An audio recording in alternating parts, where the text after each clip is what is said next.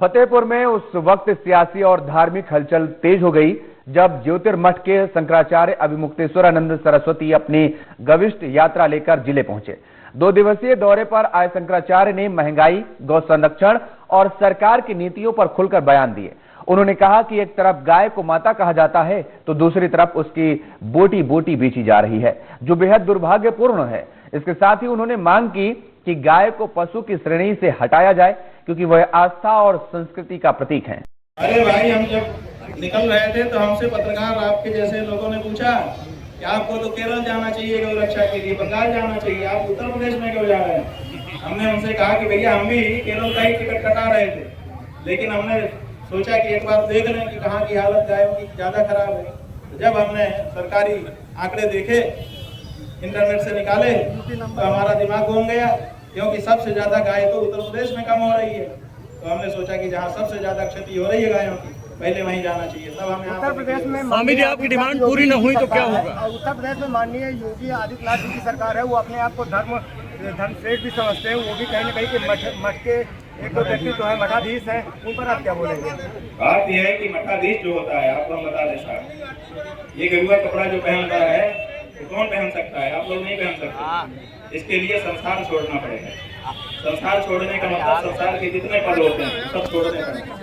तो ये जो मुख्यमंत्री का पद है ना, ये संसारी पद है, ये अध्यात्म का, धर्म का पद नहीं है। तो संसारी पद जो है संसार में रहने वाला व्यक्ति धारण करता है। तो जो गेरुआ पहन करके घर से निकल चुका, अगर वो ही आकर के संसार का पद धारण करता है तो थूक के चाटने वाला काम है। इसको कभी भी स्वीकार नहीं किया गया। गोरखनाथ जी ने स्वयं गोरखवाणी में कहा है कि राजा तो राज छोड़ करके योगी बन सकता है, लेकिन योगी योग छोड़ करके राजा नहीं बन सकता है। तो ये योगी गोरखनाथ जी की बात भी नहीं मान रहे हैं। इसलिए हमारी दृष्टि, आप लोग जो चाहो कहो, आप लोग तो भाई अलग अलग तरह के मीडिया हो, कौन वाले हो, हमको तो नहीं पता, लेकिन हम हमारी दृष्टि में वो इस समय केवल मुख्यमंत्री हैं, ना तो योगी है ना तो मान। स्वामी जी आपकी डिमांड पूरी नहीं होती तब क्या अगला कदम होगा?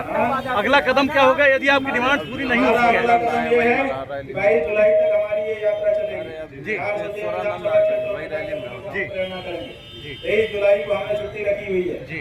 और 24 जुलाई को 12 बजे दिन में मान्यवर काशीराम स्मृति उद्यान में 2,18,700 लोगों के साथ माने एक अक्षययोनि सेना के साथ खड़े होकर के अगले कदम की घोषणा करें। भारत देश के सभी नागरिकों को आप क्या संबोधन देना चाहते हैं? भारत देश के नागरिकों को हम यही कहना चाहेंगे कि अगर जिस देश में रहते हो उस देश की संस्कृति सभ्यता का आदर सबको करना चाहिए।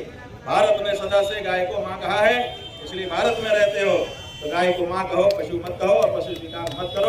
और जो लोग पशु कह रहे हैं उनको एक धक्का दो। महाराज जी, सरकारी जिम्मेदार है गौ हत्या के लिए? और कौन जिम्मेदार है? लाइसेंस कौन देता है? स्वार्थी लोग जो दूर से छोड़ देते हैं उनके बारे में लाइसेंस कौन देता है बताओ? लाइसेंस की बात और है, उनकी तलत मर के मर रही है। सुनो भाई, पहले सुनो, तुम्हारी बुद्धि में जो हम भर देंगे वही तो करोगे तुम।